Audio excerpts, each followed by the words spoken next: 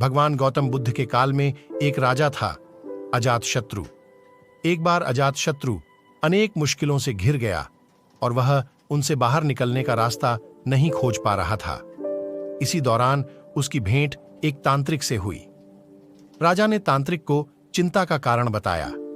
तांत्रिक ने राजा को मुसीबतों से मुक्ति के लिए पशु बलि देने का उपाय बताया।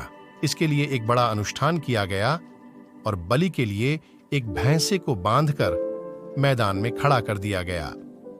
संयोगवश उस समय महात्मा बुद्ध राजा अजातशत्रु के नगर पहुंचे।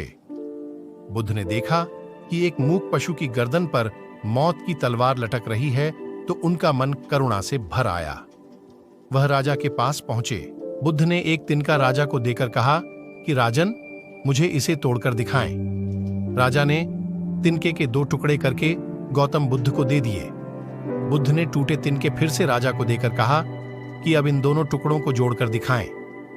गौतम बुद्ध की यह बात सुनकर अजातशत्रु अचंभित रह गया। बुद्ध ने एक तिनका राजा को देकर कहा कि राजन, मुझे इसे तोड़कर दिखाएं। राजा ने तिनके के 2 टुकड़े करके गौतम बुद्ध को दे दिए।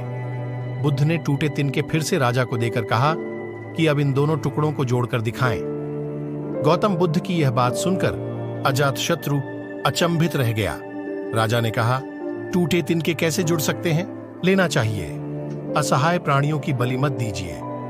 बुद्ध की बात सुनकर राजा अजातशत्रु शर्मिंदा हो गया।